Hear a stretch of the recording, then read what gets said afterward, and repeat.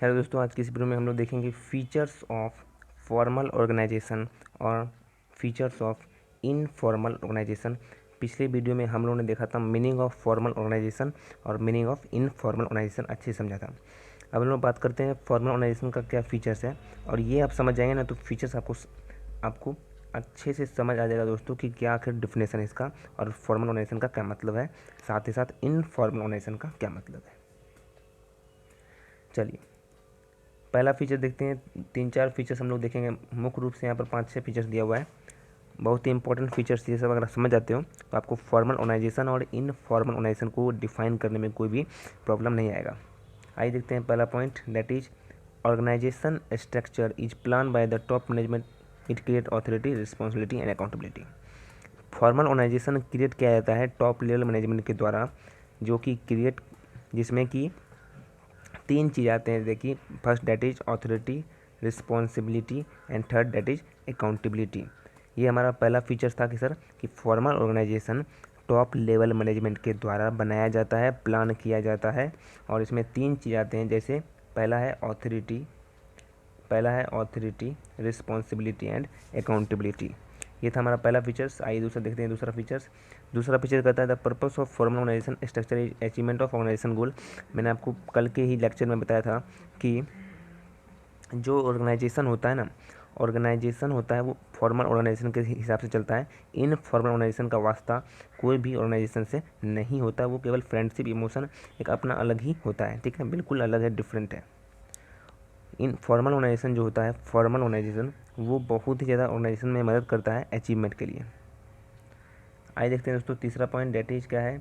In in formal organisation structure each individual assign specific job.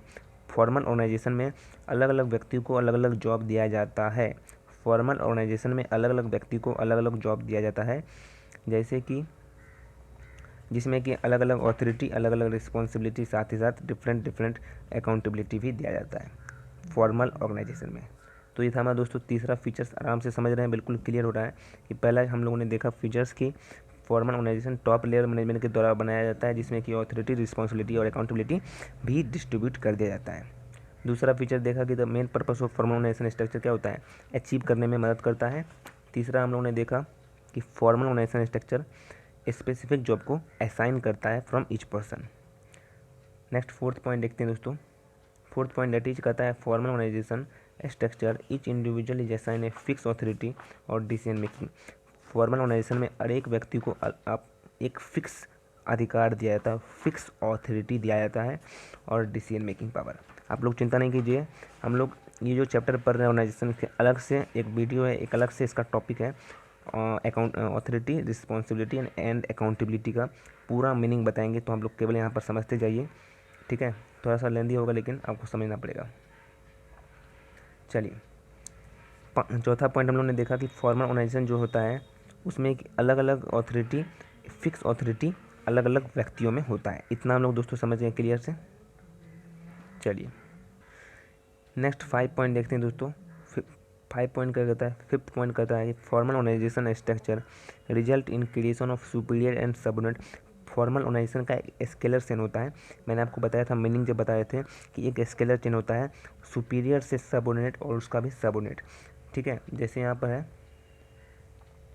एक scalar chain होता है। ठीक है, ये टॉप लेवल मैनेजमेंट, ये मिडिल लेवल मैनेजमेंट, ये लोअर लेवल मैनेजमेंट, ये सर सुपीरियर कौन कौन है, सर सुपीरियर कौन कौन है, ये सुपीरियर है और ये सब सुपीरियर है। सर टॉप लेवल मैनेजमेंट का सब ऑर्डिनेट कौन है, मिडिल लेवल मैनेजमेंट।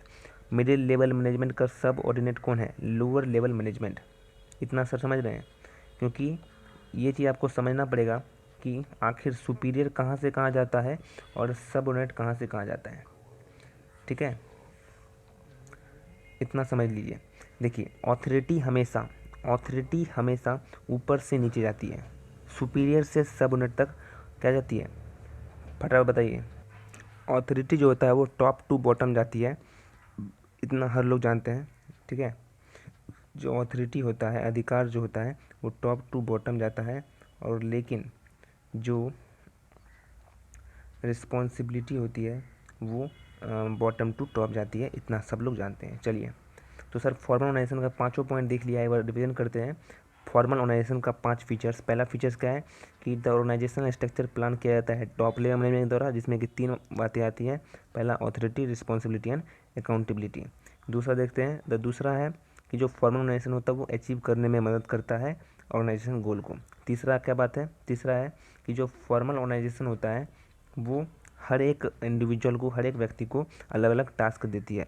चौथा है फॉर्मल ऑर्गेनाइजेशन स्ट्रक्चर हर एक व्यक्ति को फिक्स अधिकार देती है डिसीजन मेकिंग और पावर के लिए।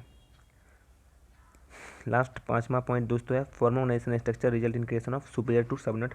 फॉर्मल ऑर्गेनाइजेशन जो क्रिएट करती है स्केलर चेन, सुपीरियर से सबनेट का एक स्केलर चेन क्या करती है सर, फॉर्मेट करती है, एक तरह से क्रिएट करती है, ताकि कोई भी समस्या ना आए। फॉर्मेलिटी से होती है। अगर लोअर लेवल मैनेजमेंट को कोई भी प्रॉब्लम आता है तो वो सीधा टॉप लेवल मैनेजमेंट के पास नहीं जा सकता है, बल्कि वो सबसे पहले मिडिल लेवल मैनेजमेंट के पास जाएगा, मतलब अपने सुपीरियर के पास जाएगा, तब जाकर सुपीरियर अपने सुपीरियर के पास जाएगा। तो यही होता है फॉर्मेलिटी। जिस प्रकार से इसको हम लोग थोड़ा सा अच्छे से समझाते हैं, अगर आप वीडियो देख रहे हैं तो अच्छी बात है। जैसे मान लीजिए स्टूडेंट एक क्लास लेकर चलते हैं, स्कूल लेकर चलते हैं, ठीक है, ताकि आपको अच्छे से समझ आए, क्योंकि आप लोग एक प्रैक्टिकल लाइफ को लेकर जाना है, ठीक है। मान लीजिए ये स्कूल है, ठीक है। यहाँ पर अगर स्टूडेंट को अगर कोई भी प्रॉब्लम आता है तो वो क्या कहेगा, सबसे पहले स्टूडेंट को अगर कोई भी प्रॉब्लम आएगा तो सबसे पहले वो क्या कहेगा, अपने क्लास टीचर को कहेगा,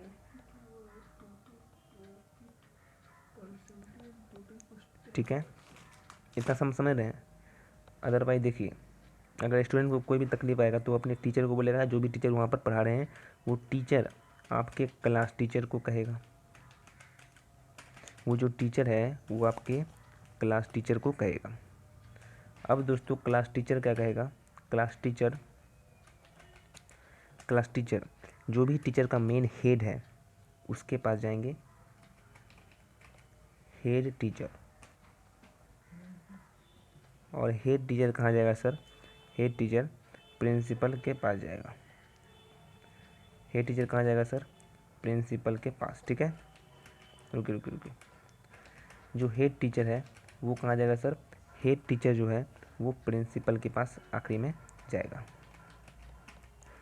तो सर हम क्या समझे, ये हम समझ गए कि एक फॉर्मेलिटी यहाँ पर आ रही है कि सबसे पहले स्टूडेंट को कोई भी प्रॉब्लम आएगा तो वो टीचर के पास जाएगा, टीचर क्लास टीचर के पास जाएगा, क्लास टीचर हेड टीचर के पास जाएगा, और हेड टीचर प्रिंसिपल के पास जाएगा, स्टूडेंट डायरेक्ट टीचर के पास।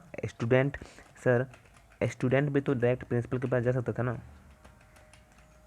ध्यान से समझिएगा तब होगा, ठीक है। स्टूडेंट भी तो डायरेक्ट प्रिंसिपल के पास जा सकता था, लेकिन ये फॉर्मल नहीं है, ये इनफॉर्मल हो जाएगा। रूल क्या कहता है कि आप अपने सुपीरियर को कहिए, सुपीरियर अपने सुपीरियर को कहेगा, that is formal organisation. Formal organisation में डायरेक्ट आप किसी को भी सीधा अपॉइंटमेंट नहीं ले सकते हो, सीधा आप आस्क नहीं कर सकते हो, आपको अपने सुपीरियर से करना होगा। सर इतना बात समझ आ रहा है, कहीं ना कहीं इससे समझ रहे हैं कि सर जो फॉर्मल ऑर्गेनाइजेशन होता है उसमें बहुत ही ज़्यादा टाइम लैप्स होता है, बहुत ही ज़्यादा टाइम लगता है किसी भी काम होने में, क्योंकि डायरेक्ट स्टूडेंट प्रिंसिपल को जाकर नहीं बोल सकता है, स्टूडेंट से टीचर, फिर टीचर कल होकर क्लास टीचर को बोलेगा, क्लास टीचर कल होकर हेड टीचर को बोलेगा, हेड टीचर कल होकर प्रिंसिपल को बोलेगा, डायरेक्ट नहीं बोल सकता है। तो इस सब काम में 4 से 5 दिन लगते हैं, तो कहीं ना कहीं यहाँ पर टाइम लैप्स होता है। तो वो सब हमें नहीं देखना है, हमें सिंपली समझना है कि जो फॉर्मल ऑर्गेनाइजेशन होता है वो हम लोग समझ गए कि जो फॉर्मल ऑर्गेनाइजेशन होता है वो सुपीरियर से सबऑर्डिनेट होता है। आई होप दोस्तों जो भी देख रहे होंगे अच्छे से इस वीडियो वो बढ़िया से समझ रहे होंगे, ठीक है।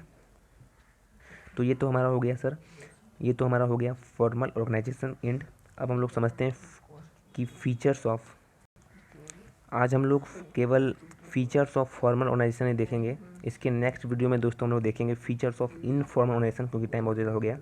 नेक्स्ट वीडियो में देखेंगे फीचर्स ऑफ इनफॉर्मल ऑर्गेनाइजेशन।